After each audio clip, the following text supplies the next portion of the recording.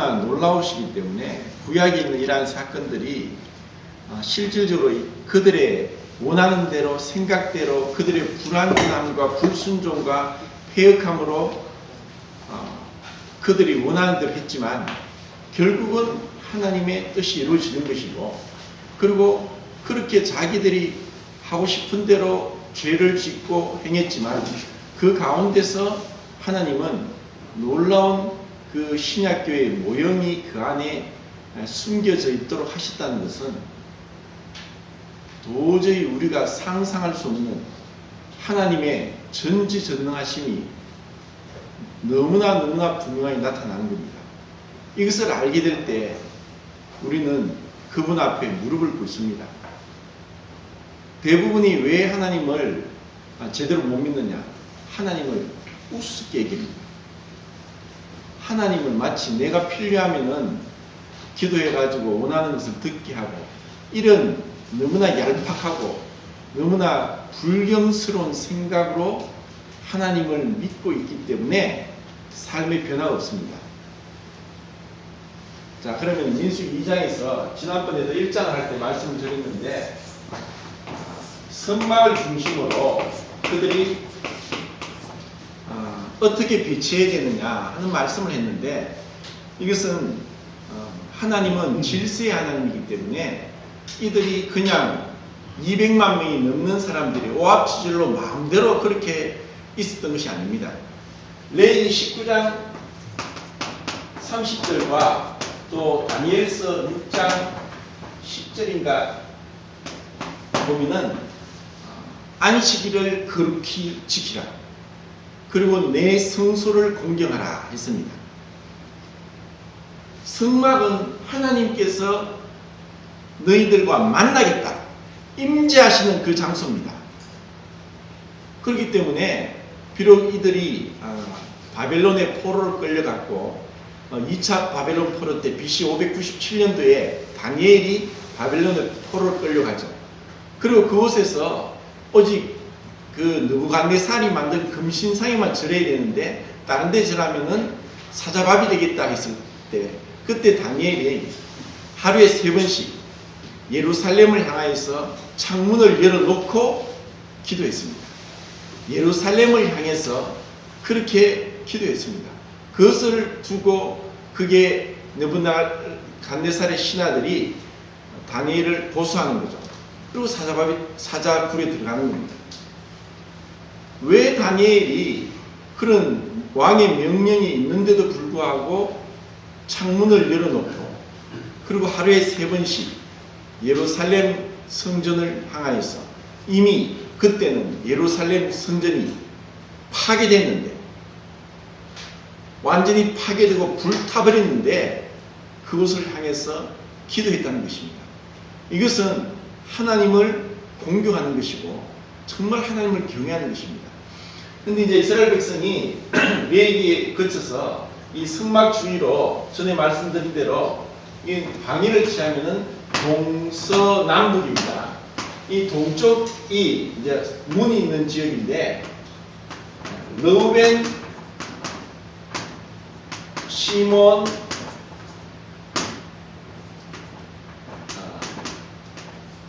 이사갈 이렇게 위치했고, 그 다음에 남쪽에는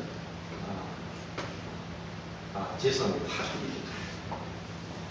야들 여기 와요. 근데 잘못했네. 유다, 이사갈, 스불론,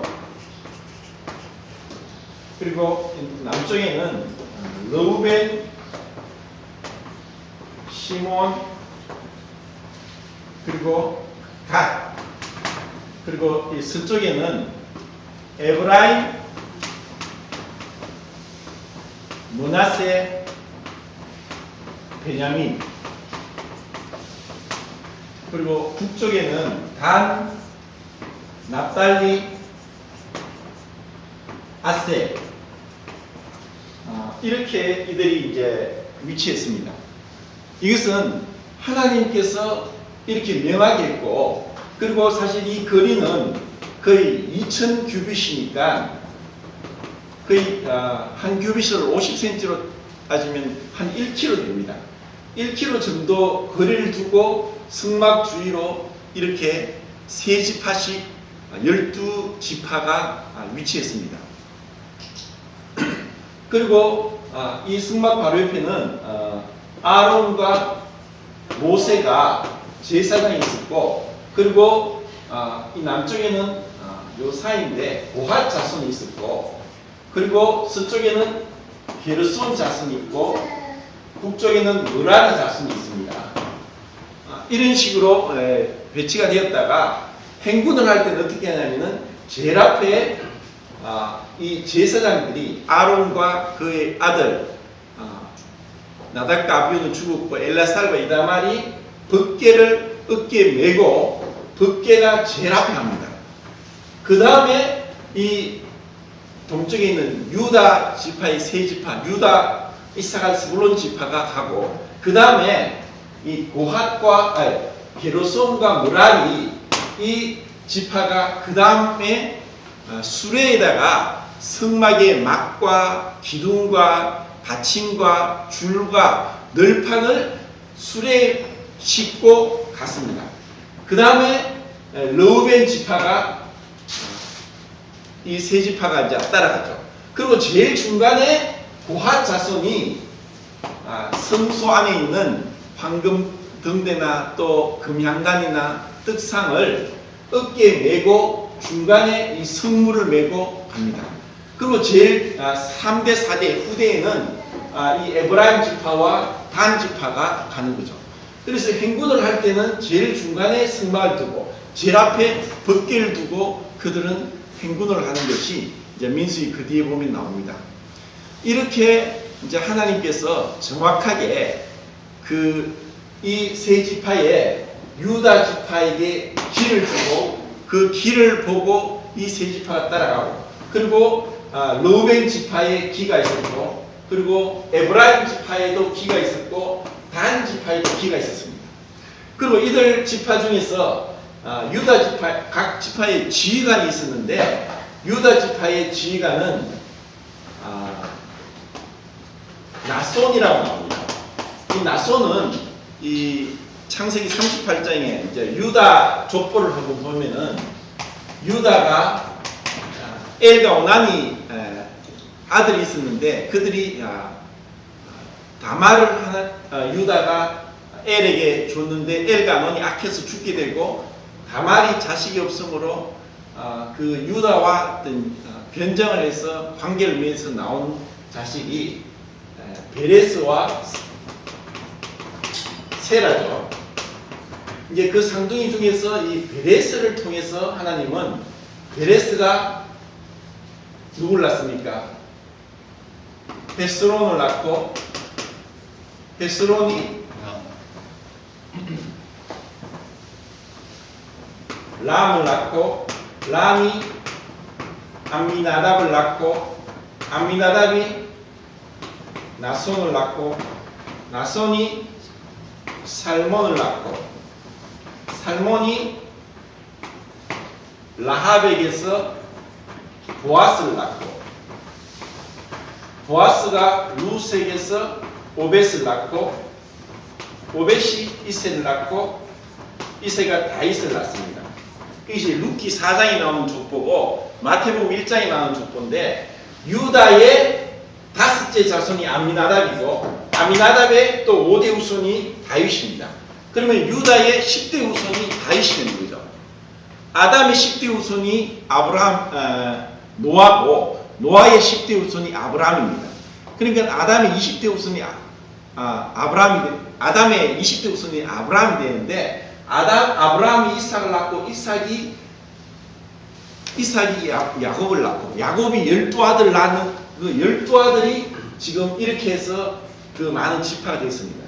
그리고 이 숫자를 잘 보면은 유다 지파에는 18만 6,400명, 그리고 유다 지파 이 세 지파가, 그리고 또 르우벤 지파와 이 세 지파는 15만 1,450명, 그리고 이 에브라임 지파 이 세 지파는 10만 8,100명, 그리고 이후에 단지파의 세 지파는 15만 7,600명.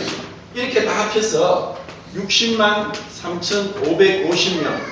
이 20세에서 50세까지 건장하고 싸움에 나갈 만한 전쟁을 할 수 있는 어떤 신체 불구가 없는 자들의 그 숫자가 이렇게 정확하게 나와 있습니다. 이것을 보면은 뭐 재밌게 얘기를 하면은 자 여기 동쪽에 제일 일대를 지탱하는 유다 지파의 대장 이제 지휘관은 나손을 통해서 지휘를 하는데 유다와 이사갈 스불론 지파 중에서 야 우리는 저 유다 지파의 저 지휘관 나손이 별로 마음에 안 드니까 여기서 이제 일로 르우벤 지파 르우벤이 그래도 야곱의 첫째 아들이지 않느냐. 비록 그 비랄과의 통관을 함으로 인해서 장자의 명분을 잃었지만 르우벤이 야곱의 명실상부한 장자이기 때문에 나는 일로 가야 되겠다. 그렇게 할 수 없습니다. 이것은 하나님께서 그 길을 따라 종족을 따라 하나님께서 명하신 대로 이 위치를 잡고 주둔해야 됐고 행군해야 됐습니다. 이것을 40년 동안 그들은 지켰습니다. 그러면 이것은 하나님께서 그들이 태어나고 또 그들이 어느 아버지를 통해서 또 어떤 가문에 태어나게 하는 것은 그들이 원해서 태어날 수 없습니다. 하나님께서 그들에게 생명을 주셨고 하나님께서 그들에게 맞도록 모든 것을 허락하셨기 때문에 하나님이 명한 대로 각 종족을 따라 그 지파를 따라서 그들은 하나님의 명대로 순종하고 따라가야 됐습니다. 이것이 시사하는 것은 조금 이따 나중에 이제 신약을 통해서 말씀을 드리겠는데 이렇게 했던 것은 너무나 놀라운 하나님의 이제 섭리가 이 안에 담겨져 있다는 것입니다. 이것은 하나님께서는 완전한 질서 가운데 이들을 인도하시고 또 하나님의 그 계획 가운데 이것을 운영하고 있습니다. 그리고 이것을 이제 성경 전반적인 이걸 통시적인 관점에서 이것을 살펴보면은 이 땅에서 이스라엘 백성이 이 땅에서 그렇게 성막을 중심으로 주둔했고 행군했던 것은 하늘에 대한 모형이라고 생각할 수 있습니다. 자, 하늘에 대한 모형은 에스겔서 1장과 또 계시록 4장에서 이것을 볼 수 있는데 에스겔은 BC 606년도 느부갓네살이 1차로 침입했을 때 포로로 끌려가서 그 바벨론 강 그발 강가에 있을 때 하나님께서 부시의 아들 에스겔에게 이 환상을 보여주시는데 그 환상이 멀리서 막 폭풍이 막 치면서 큰 구름이 북쪽에서부터 오다가 굉장히 막 쇠가 불에 달궈지면 벌겋게 된 것처럼 붉은 불이 있는데 그 횃불이 지나가는 것처럼 또 소리가 나면서 뭐 큰 어떤 물체가 오는 것을 환상 중에 봅니다. 근데 그 안에 네 생물이 있는데 네 생물이 있는데 이 네 생물이 각각 얼굴이 네 개의 모습이 나오고 각각 네 개의 날개가 있고 두 개의 날개로는 서로 연하여서 날면서 두 개의 날개로 몸을 가리고 있고 그리고 그 불이 번쩍번쩍 하는 것이 있으면서 좌우로 또 위아래로 마음대로 그냥 움직이고 있는 그러한 모습을 봅니다. 그리고 네 생물의 그 각각의 얼굴이 앞은 사람이고 오른쪽은 모습은 사자의 모습이고 왼쪽의 모습은 소의 모습이고 뒤쪽의 모습은 독수리 모습이다. 이렇게 이제 표현을 했습니다. 그러니까 어떤 네 생물이 있는데 생물의 모습이 사람과 사자와 소와 독수리의 모습이라고 하니까 이것은 정말 회개망측한 괴물 같은 모습입니다.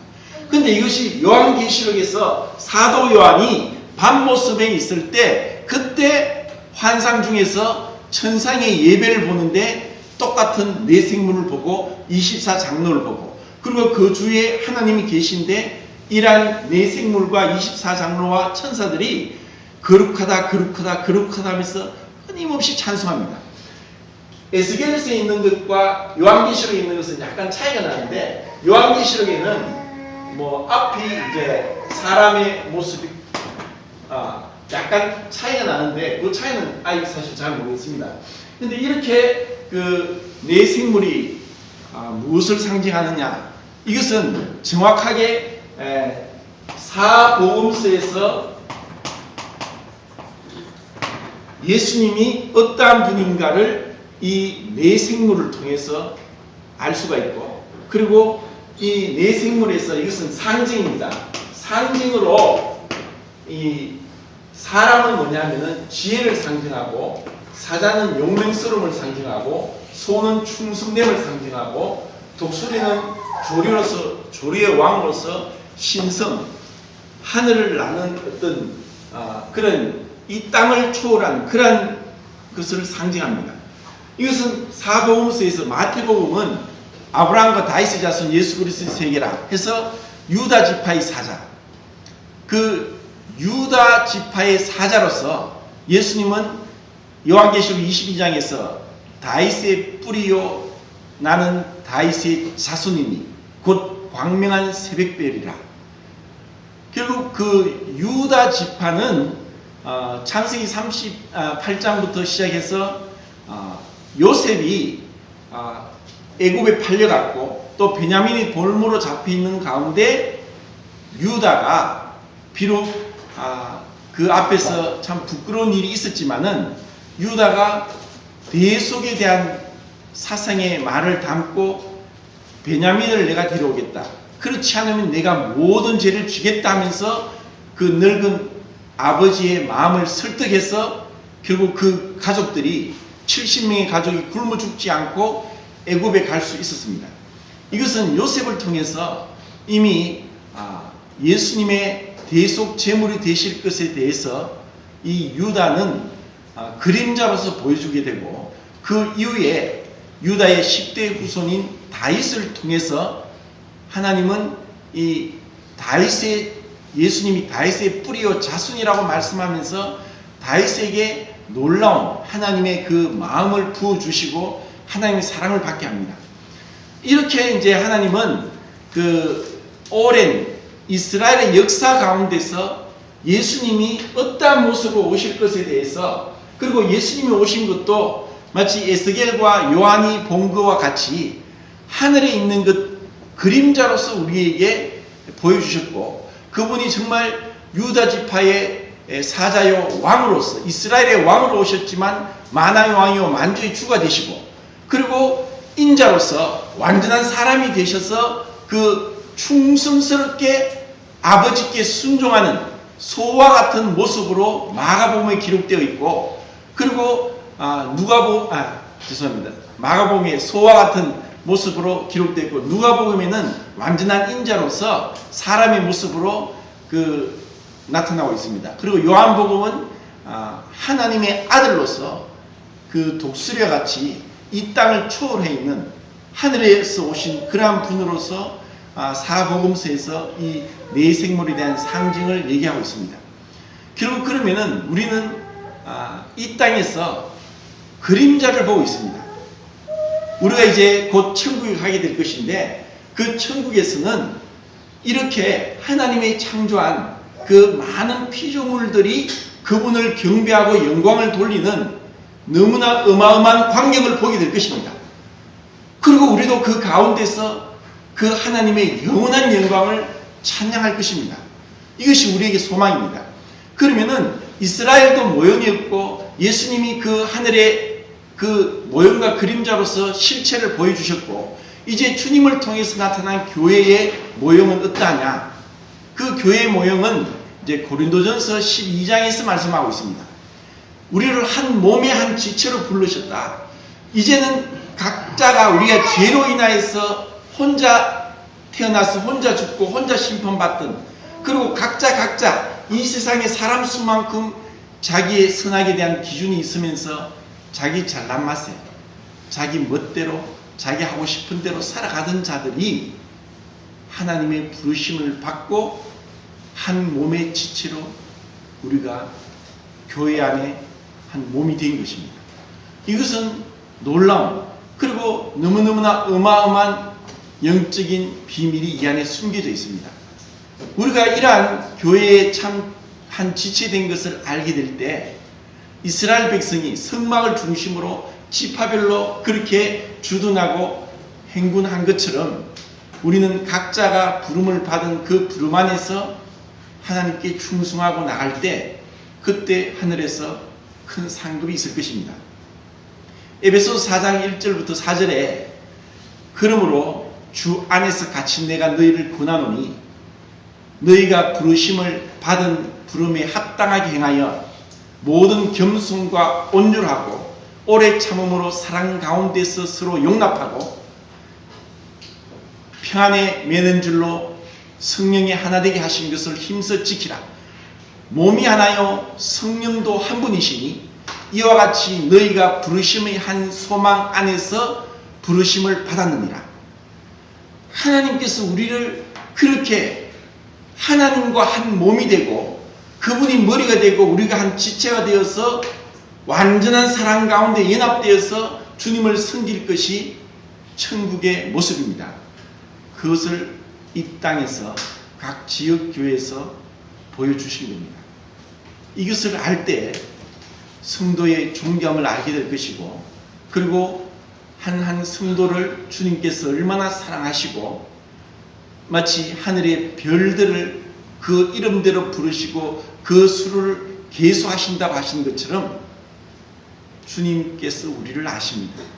그리고 우리는 마치 이스라엘 지파가 서로 야곱이 레아와 라헬과 비라와 실바를 통해서 12아들을 낳았지만 배다른 형제들이었지만 한 아버지 밑에서 한 가족인 것처럼 우리도 한 아버지에서 태어난 거듭난 그리스도인으로서 한 몸의 지체가 된 것입니다. 자, 고린도전서 12장을 보고 마치겠습니다.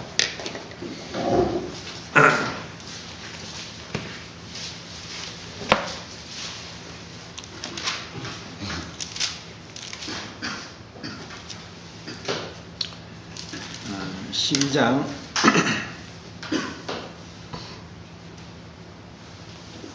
12절부터 몸은 하나인데 많은 지체가 있고 몸의 지체가 많으나 한 몸인과 같이 그리스도도 그러하니라. 그리고 14절 몸은 한 지체뿐만 아니요 여럿이니 그렇게 말씀했고 또 그는 다 아니까 18절에 그러나 이제 하나님이 그 원하시는 대로 지체를 각각 몸에 두셨으니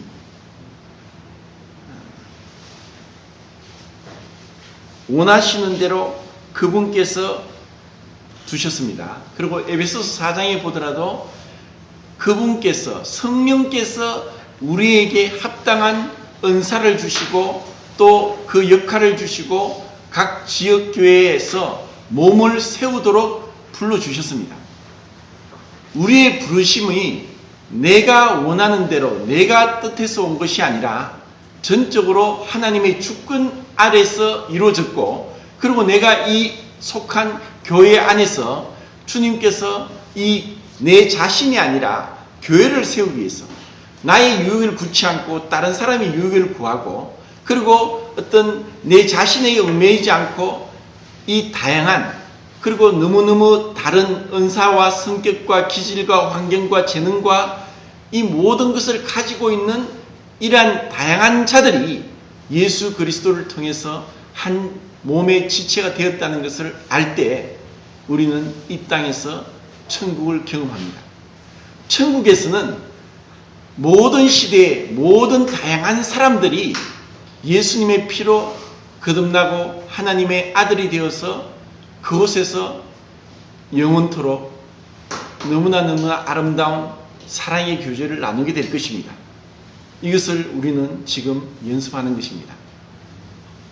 민수기에서 말씀하고 있는 것은 이 신약 교회에서 너무나 아름답게 다시 재현되고, 그리고 이것은 천국에서 완전하게 실현될 것입니다.